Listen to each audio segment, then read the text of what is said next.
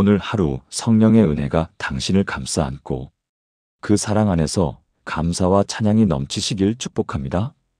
여러분들 구독의 손길 하나로 말씀의 아침이 찾아오고 좋아요 한 번으로 감사의 하루가 열립니다. 댓글에 아멘을 남기면 당신의 기도가 하늘로 닿습니다.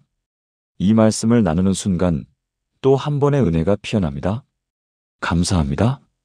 오늘 아침 식탁에서 또 말다툼이 있으셨나요? 남편은 신문만 보고 아내는 한숨만 쉬고 자녀는 방문을 닫아버리는 그런 아침 말입니다. 사랑하는 가족인데 왜 이렇게 마음이 멀어지는 걸까요? 기도해도 변하지 않는 것 같고 노력해도 나아지지 않는 것 같고 시간이 갈수록 더 깊어지는 침묵의 벽 앞에서 무기력해지는 자신을 발견하게 되지요. 어제 저녁 한 집사님이 전화를 주셨습니다. 목소리가 떨리고 있었습니다. 목사님, 딸아이가 대학 졸업하고 취직한다고 집을 나간 지 1년이 됐는데 명절에도 집에 안 와요. 전화해도 바쁘다고만 하고. 제가 뭘 잘못한 걸까요? 그 어머니의 마음이 너무나 아프게 다가왔습니다. 20년 넘게 정성껏 키운 자녀인데 왜 이렇게 마음이 멀어졌을까요? 여러분도 비슷한 경험 있으시죠?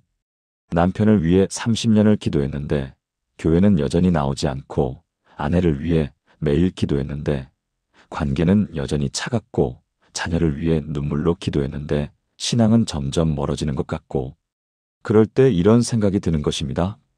내 기도가 잘못된 걸까? 하나님께서 내 기도를 듣지 않으시는 걸까? 아닙니다. 사랑하는 여러분. 그것은 절대 아닙니다. 하나님께서는 여러분의 모든 기도를 들으십니다. 가족을 위한 여러분의 간절한 마음을 하나님께서는 누구보다 잘 아십니다. 다만 우리가 어떻게 기도해야 하는지, 어떤 말씀을 붙들고 기도해야 하는지를 정확히 알지 못했을 뿐입니다. 오늘 제가 여러분과 함께 나누고 싶은 것은 바로 이것입니다.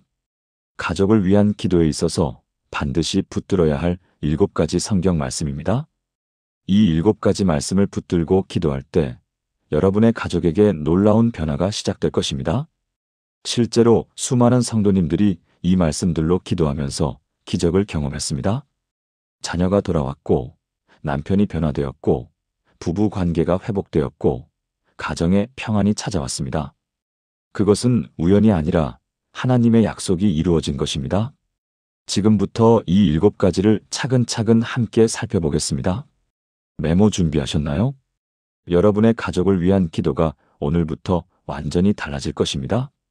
많은 부모님들이 자녀를 위해 기도하면서 이런 실수를 하십니다. 하나님, 우리 아이가 좋은 대학 가게 해주세요. 좋은 직장 얻게 해주세요. 좋은 배우자 만나게 해주세요.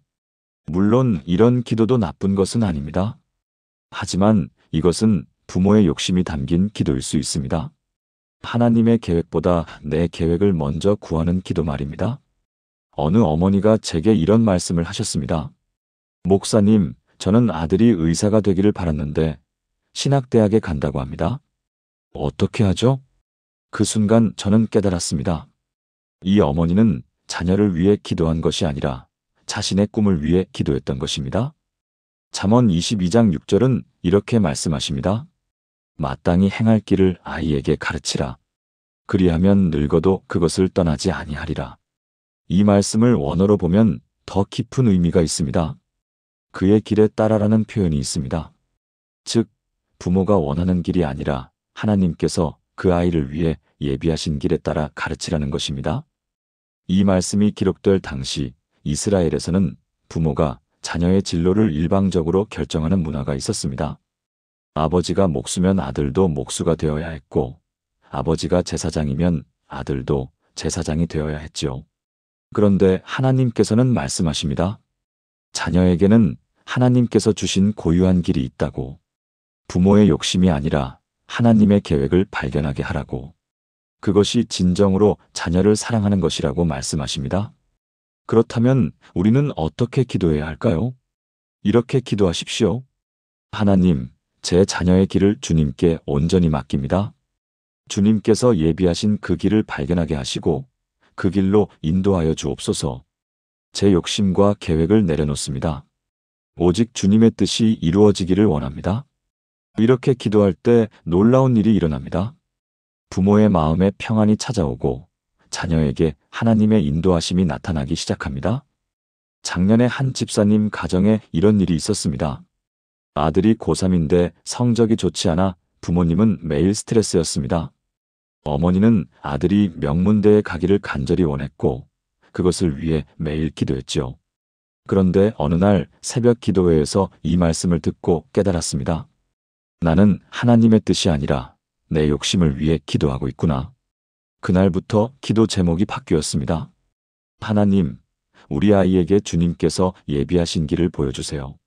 놀랍게도 그 아들은 명문대 대신 직업학교에 진학했고 지금은 그 분야의 전문가가 되어 행복하게 살고 있습니다. 어머니는 고백했습니다. 제가 원했던 길이 아니었지만 이것이 하나님께서 우리 아이를 위해 예비하신 최선의 길이었습니다. 사랑하는 여러분, 자녀를 주님께 온전히 맡기십시오. 여러분의 계획보다 하나님의 계획이 훨씬 더 좋습니다. 여러분의 생각보다 하나님의 생각이 훨씬 더 높습니다. 자녀를 붙들고 있는 손을 놓고 주님께 맡기는 기도를 시작하십시오. 그렇다면 두 번째로 자녀의 영혼을 위한 기도는 어떻게 해야 할까요? 두 번째, 자녀의 영혼 구원을 위한 기도. 많은 부모님들이 자녀의 성공과 건강을 위해서는 열심히 기도하면서도 정작 가장 중요한 것을 놓치고 있습니다. 바로 자녀의 영혼입니다. 자녀가 좋은 대학에 가는 것도 중요하고 좋은 직장에 다니는 것도 중요합니다. 하지만 영혼을 잃으면 무슨 소용이 있겠습니까? 한 어머니가 눈물로 고백했습니다. 목사님, 저는 아들이 서울대 가게 해달라고 매일 기도했습니다. 그런데 정작 교회 나오라는 말은 한 번도 안 했어요. 이제 아들은 성공했지만 하나님을 모릅니다. 그 어머니의 후회가 얼마나 컸겠습니까? 사도행전 16장 31절은 이렇게 선포합니다. 주 예수를 믿으라. 그리하면 너와 내 집이 구원을 받으리라. 이 말씀은 단순한 약속이 아닙니다. 하나님께서 우리 가족 전체를 구원하시겠다는 확실한 보증입니다. 우리가 믿을 때 우리 가족도 함께 구원받는다는 놀라운 약속입니다. 이 말씀은 빌립보 감옥에서 지진이 일어났을 때 바울이 간수에게 한 말입니다. 그 간수는 절망 가운데 있었습니다. 죄수들이 도망갔다고 생각하고 자살하려던 순간이었죠. 그런데 바울이 외쳤습니다. 해하지 말라. 우리가 다 여기 있노라. 그리고 간수가 물었습니다. 내가 어떻게 하여야 구원을 받으리이까?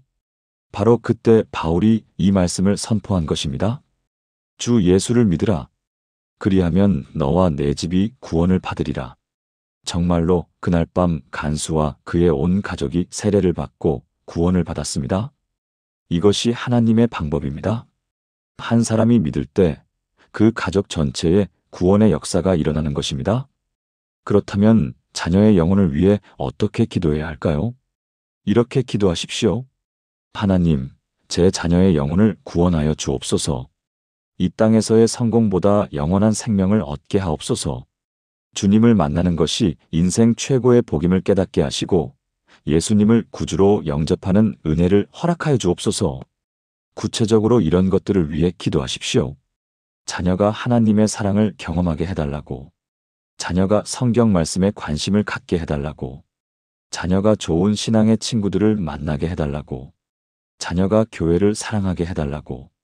제가 아는 한 권사님이 계십니다. 남편은 불신자이고 큰아들도 교회에 나오지 않았습니다. 하지만 그 권사님은 포기하지 않았습니다. 20년 동안 매일 새벽마다 이 말씀을 붙들고 기도했습니다. 주 예수를 믿으라. 그리하면 너와 내 집이 구원을 받으리라. 눈물로, 간절함으로, 믿음으로 기도했습니다. 그리고 놀라운 일이 일어났습니다. 5년 전 남편이 교회에 나오기 시작했고 작년에 세례를 받았습니다. 그리고 올해 초 그 큰아들이 갑자기 교회에 나타났습니다. 엄마, 나도 예수님을 믿고 싶어요. 20년의 기도가 응답된 순간이었습니다. 그 권사님은 눈물을 흘리며 고백했습니다. 하나님의 약속은 반드시 이루어집니다. 포기하지 말고 기도하세요. 여러분, 자녀의 영혼을 위해 포기하지 마십시오. 지금은 멀리 있는 것 같아도 하나님께서는 일하고 계십니다. 여러분의 눈물 기도를 하나님께서 기억하십니다. 반드시 때가 되면 여러분의 자녀가 돌아올 것입니다. 이제 세 번째로 넘어가겠습니다. 남편을 위한 기도는 어떻게 해야 할까요? 세 번째, 남편의 영적 리더십을 위한 기도. 많은 아내들이 이런 고민을 하십니다. 남편이 교회에 나오지 않아요. 남편이 신앙생활에 관심이 없어요. 남편이 가정의 영적 리더가 되어주지 않아요. 그래서 아내가 모든 영적인 일을 혼자 감당하게 됩니다. 자녀 신앙 교육도, 가정 예배도, 교회 봉사도 모두 아내 혼자. 남편은 주일에 골프를 가거나 집에서 쉬기만 합니다. 이런 상황이 계속되면 아내는 지치고 남편에 대한 원망이 쌓이게 되지요. 어느 집사님이 저에게 이런 고백을 하셨습니다. 목사님, 결혼할 때는 남편도 교회 나왔어요. 그런데 결혼 후 사업 핑계로 안 나오더니 이제는 아예 관심도 없어요. 제가 뭘 잘못한 걸까요? 에베소서 5장 25절은 이렇게 말씀하십니다. 남편들아, 아내 사랑하기를 그리스도께서 교회를 사랑하시고 그 교회를 위하여 자신을 주심같이 하라. 이 말씀은 남편에게 주신 명령이지만 동시에 아내가 남편을 위해 기도할 수 있는 근거가 됩니다. 하나님께서 남편을 그리스도의 사랑으로 변화시켜 주시기를 구할 수 있는 것입니다. 당시 로마 사회에서 남편의 권한은 절대적이었습니다. 아내를 마음대로 대할 수 있었고 심지어 생명까지 좌지우지할 수 있었지요. 그런데 바울은 혁명적인 말씀을 합니다. 남편이 아내를 사랑하되 그리스도께서 교회를 사랑하신 것처럼 하라고. 그리스도께서 교회를 위해 어떻게 하셨습니까? 자신의 생명을 주셨습니다. 섬기셨고 낮아지셨고 희생하셨습니다. 이것이 하나님께서 남편에게 원하시는 모습입니다. 단순히 권위를 휘두르는 가장이 아니라 섬기고 사랑하는 영적 리더 말입니다. 그렇다면 남편을 위해 어떻게 기도해야 할까요? 이렇게 기도하십시오. 하나님, 제 남편이 그리스도의 사랑을 담게 하옵소서. 가정의 영적 리더로 세워주시고 자녀들에게 신앙의 본이 되게 하옵소서. 주님을 경외하며 가족을 섬기는 남편이 되게 하옵소서. 그리고 이것을 기억하십시오. 남편을 변화시키는 것은 여러분이 아니라 하나님이십니다. 여러분이 할 일은 기도하는 것이고 하나님께서 하실 일은 변화시키는 것입니다. 아내가 잔소리로 남편을 변화시키려 하면 오히려 역효과가 납니다. 하지만 기도로 하나님께 맡기면 하나님께서 친히 남편의 마음을 만지십니다. 한 권사님의 간증입니다. 남편이 30년 동안 교회에 나오지 않았습니다. 권사님은 처음에는 남편에게 교회 가자고 매일 잔소리했습니다. 그럴수록 남편은 더 완강해졌지요. 그러다 어느 날 깨달았습니다. 내가 남편을 변화시킬 수 없구나. 하나님께 맡겨야겠구나. 그날부터 잔소리를 멈추고 기도를 시작했습니다. 매일 새벽 이 말씀을 붙들고 기도했습니다. 하나님, 남편을 그리스도의 사랑을 닮은 사람으로 변화시켜 주옵소서. 5년이 지났습니다. 어느 주일 아침 남편이 갑자기 말했습니다. 오늘 교회 같이 갑시다. 권사님은 깜짝 놀랐지만 아무 말 하지 않고 함께 교회에 갔습니다. 그날 이후 남편은 한 번도 빠지지 않고 교회에 나오고 있습니다. 그리고 지금은 가정에서 가장 예배를 인도하는 영적 리더가 되었습니다. 사랑하는 자매님들, 남편을 위해 포기하지 마십시오. 남편을 변화시키려고 애쓰지 말고 하나님께 맡기십시오. 여러분의 기도가 남편의 마음을 여는 열쇠입니다. 그렇다면 네 번째로 아내를 위한 기도는 어떻게 해야 할까요? 네 번째, 아내의 마음 치유를 위한 기도. 많은 남편들이 아내의 마음을 이해하지 못합니다. 아내가 왜 그렇게 예민한지, 왜 그렇게 상처를 잘 받는지, 왜 그렇게 말이 많은지 이해하지 못하지요. 그래서 무심코 던진 말 한마디가 아내에게 큰 상처가 됩니다. 당신은 집에서 쉬기만 하잖아. 다른 집 마누라는 안 그러던데. 밥이 왜 이래? 이런 말들이 아내의 마음에 깊은 상처를 남깁니다. 한 집사님이 눈물로 이야기했습니다. 목사님, 제 아내가 우울증 약을 먹기 시작했어요. 제가 뭘 잘못한 건지 모르겠어요. 알고 보니 그 집사님은 아내에게 사랑한다는 말을 한 번도 하지 않았고, 고맙다는 말도 인색했고, 칭찬은 더더욱 하지 않았습니다. 베드로전서 3장 7절은 이렇게 말씀하십니다. 남편 된 자들아, 이와 같이 지식을 따라 너희 아내와 동거하고 그를 더 연약한 그릇이라 알아 귀히 여기라. 생명의 은혜를 함께 이어받을 자로 알아 대접하라. 그리하여야 너희 기도가 막히지 아니하리라. 이 말씀은 남편에게 주신 명령입니다. 아내를 귀히 여기라고, 아내를 존중하라고, 아내를 사랑하라고 말씀하십니다. 이 말씀에서 주목할 부분은 더 연약한 그릇이라는 표현입니다. 이것은 아내가 무능하다는 뜻이 아닙니다. 오히려 더 섬세하고, 더 귀하고, 더 조심스럽게 다루어야 한다는 뜻입니다. 고급 도자기를 다루듯이 아내의 마음을 조심스럽게 다루어야 한다는 것이지요. 그리고 마지막 문장이 중요합니다. 그리하여야 너희 기도가 막히지 아니하리라. 아내를 함부로 대하면 기도가 막힌다는 것입니다. 하나님께서는 아내를 귀히 여기지 않는 남편의 기도를 듣지 않으신다는 뜻입니다. 그렇다면 아내를 위해 어떻게 기도해야 할까요? 먼저 남편인 여러분 자신부터 돌아보아야 합니다. 아내에게 상처 주는 말이나 행동을 하지 않았는지, 아내의 마음을 이해하려고 노력했는지 말입니다. 그리고 이렇게 기도하십시오. 하나님, 제 아내의 상처받은 마음을 치유하여 주옵소서. 제가 준 상처가 있다면 용서해 주시고, 아내가 하나님의 사랑 안에서 회복되게 하옵소서. 저로 하여금 아내를 귀히 여기고 사랑하게 하옵소서. 그리고 실제로 아내에게 이런 말을 하십시오. 사랑해요. 당신이 있어서 행복해요.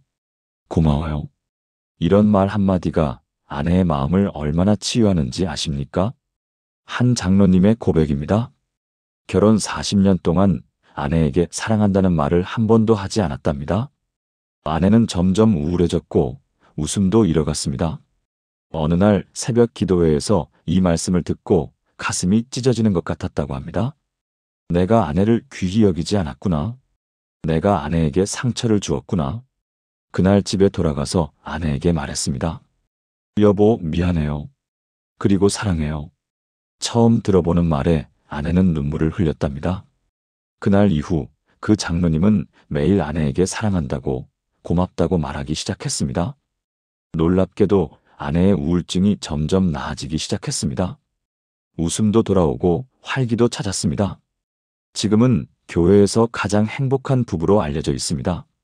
사랑하는 형제님들, 아내를 귀히 여기십시오. 아내의 마음을 이해하고 사랑하고 존중하십시오.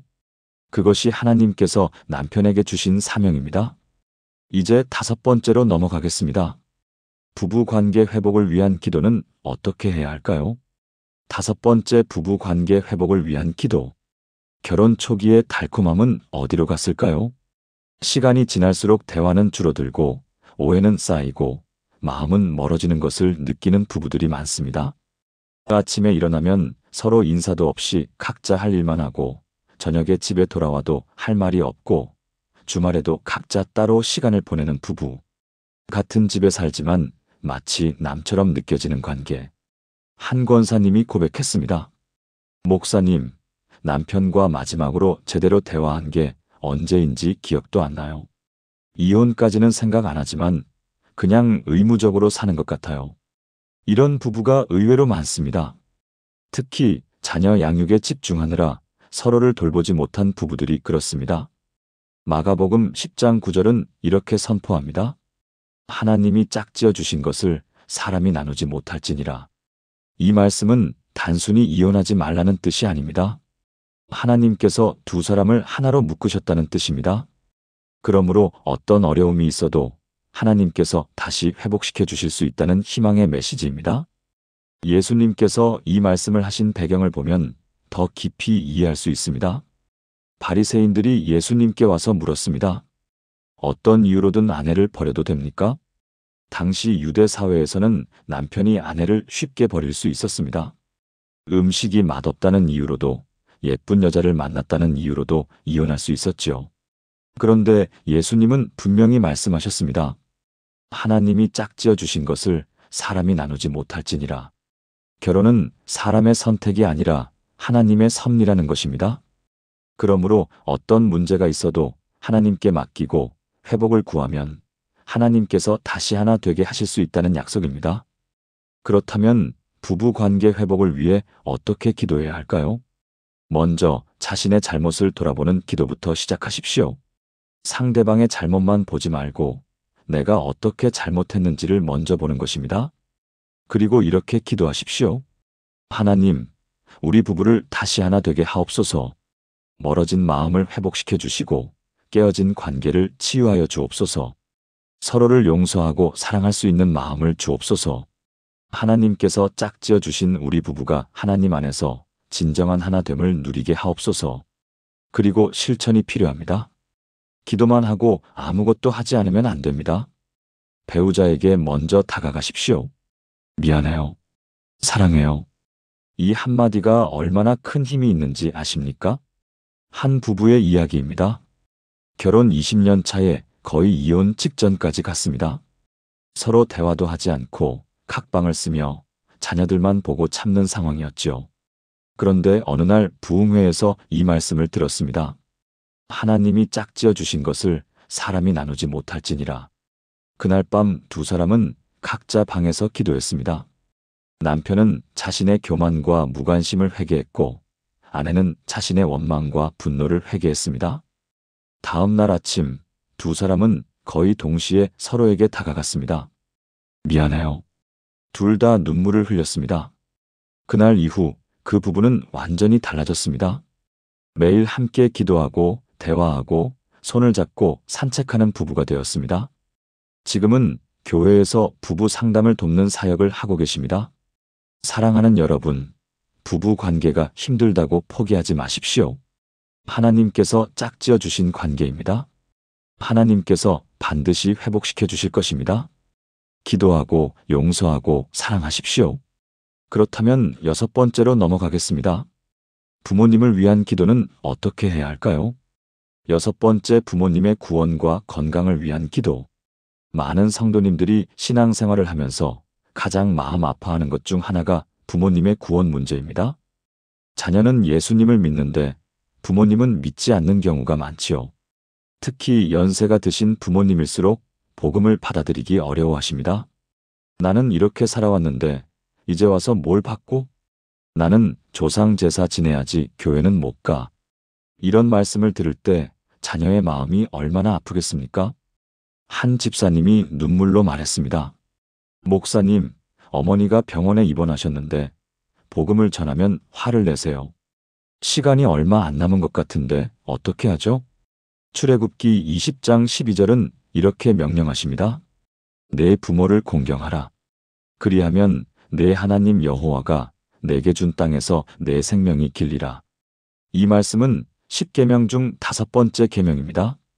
하나님과의 관계를 다룬 4계명 다음에 바로 나오는 것이 부모 공경입니다.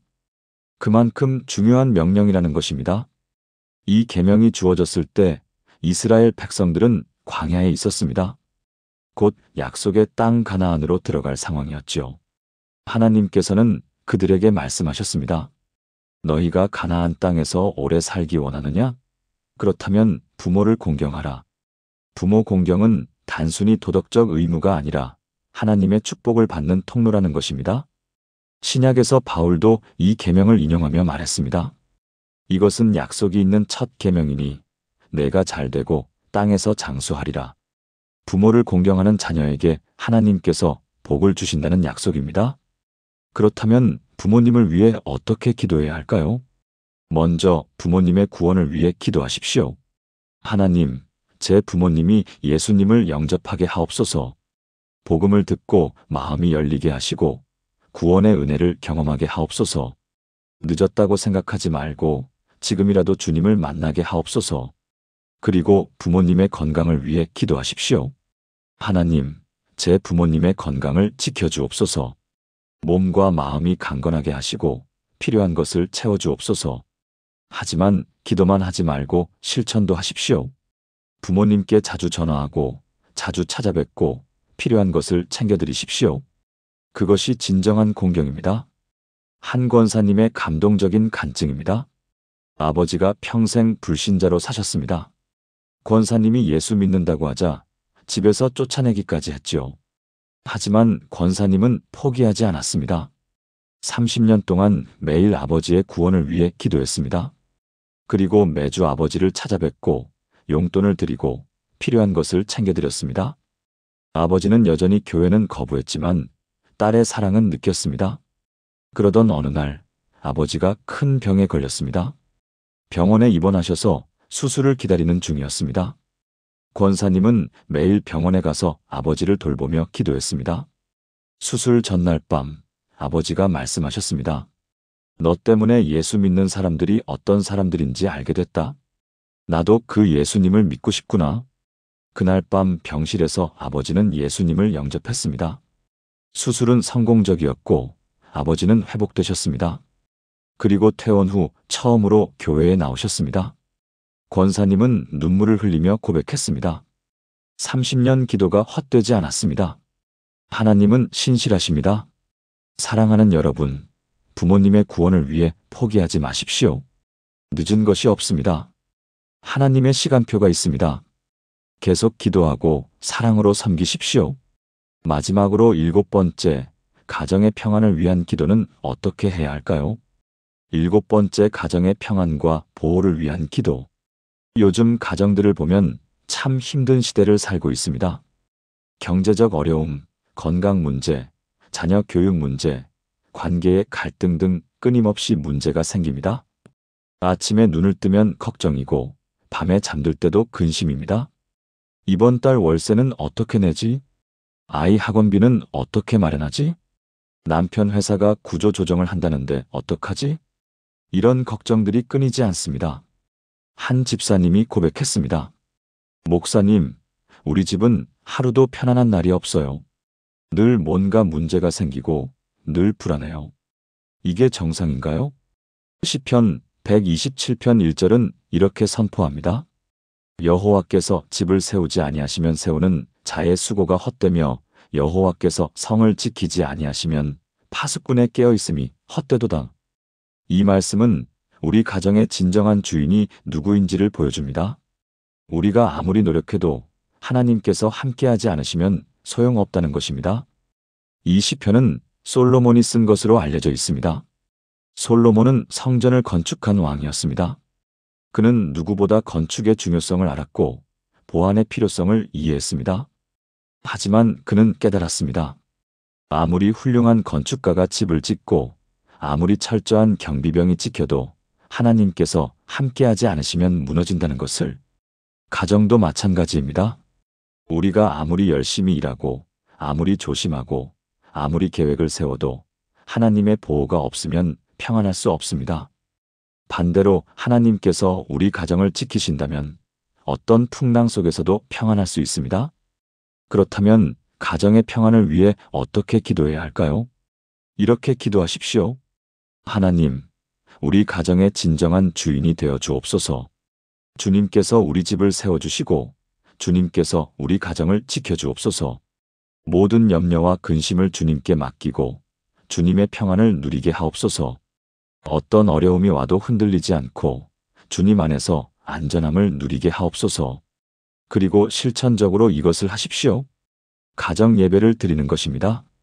매일은 어렵더라도 일주일에 한 번이라도 가족이 함께 모여 예배하는 시간을 가지십시오.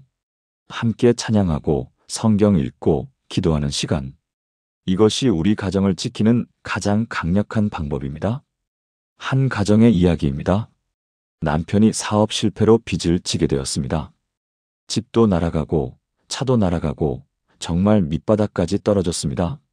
아내는 절망했고 자녀들은 충격을 받았습니다. 그런데 그 가정에는 한 가지가 있었습니다. 바로 가정 예배였습니다. 어려울 때일수록 더욱 간절히 가정 예배를 드렸습니다. 매일 저녁 온 가족이 모여 이 말씀을 읽고 기도했습니다. 여호와께서 집을 세우지 아니하시면 세우는 자의 수고가 헛되며. 그들은 고백했습니다. 우리가 우리 힘으로 이 집을 세우려 했습니다. 이제는 하나님께 맡깁니다. 놀랍게도 그때부터 변화가 시작되었습니다. 남편에게 새로운 일자리가 생겼고 빚도 조금씩 갚아나가기 시작했습니다. 5년이 지난 지금 그 가정은 다시 일어섰습니다. 빚도 다 갚았고 작은 집도 마련했습니다. 하지만 가장 큰 변화는 따로 있었습니다. 그 가정에 진정한 평안이 찾아온 것입니다. 돈이 많을 때보다 지금이 훨씬 더 행복하다고 고백합니다. 왜냐하면 이제는 하나님이 그 가정의 주인이시기 때문입니다. 사랑하는 여러분, 여러분의 가정을 하나님께 맡기십시오. 여러분이 지키려 애쓰지 말고 하나님께서 지켜주시도록 맡기십시오. 그때 진정한 평안이 찾아올 것입니다. 사랑하는 여러분, 지금까지 가족을 위한 7가지 기도를 함께 나누었습니다. 첫째, 자녀를 주님께 맡기는 기도. 둘째, 자녀의 영혼 구원을 위한 기도. 셋째, 남편의 영적 리더십을 위한 기도. 넷째, 아내의 마음 치유를 위한 기도. 다섯째, 부부 관계 회복을 위한 기도. 여섯째, 부모님의 구원과 건강을 위한 기도. 일곱째, 가정의 평안과 보호를 위한 기도. 이 7가지는 단순한 기도 제목이 아닙니다. 하나님께서 우리에게 주신 약속의 말씀들입니다. 이 말씀들을 붙들고 기도할 때 여러분의 가족에게 반드시 변화가 일어날 것입니다. 지금 당장은 보이지 않아도 괜찮습니다. 하나님께서는 보이지 않는 곳에서 일하고 계십니다. 여러분의 눈물 기도를 하나님께서 기억하고 계십니다. 포기하지 마십시오. 계속 기도하십시오. 믿음을 가지고 선포하십시오. 우리 가족은 하나님의 가족입니다. 하나님께서 우리 가정을 지키십니다. 오늘 이 말씀이 여러분의 마음에 닿았다면 좋아요를 눌러주시고 아래 댓글에 아멘이라고 남겨주세요. 여러분의 가정을 위해 함께 기도하겠습니다. 그리고 이 영상이 더 많은 가정의 축복이 되도록 구독과 알림 설정도 부탁드립니다. 사랑하는 여러분, 하나님께서 여러분의 가정에 놀라운 역사를 이루실 것입니다. 자녀가 돌아오고 남편이 변화되고 아내가 회복되고 부부가 하나 되고 부모님이 구원받고 가정에 평안이 임할 것입니다. 이것은 제 말이 아니라 하나님의 약속입니다. 믿으시나요? 그렇다면 오늘부터 이 7가지 말씀으로 기도를 시작하십시오. 주님의 이름으로 축복합니다. 여러분의 가정에 하나님의 은혜와 평강이 충만하시기를 기도합니다. 감사합니다.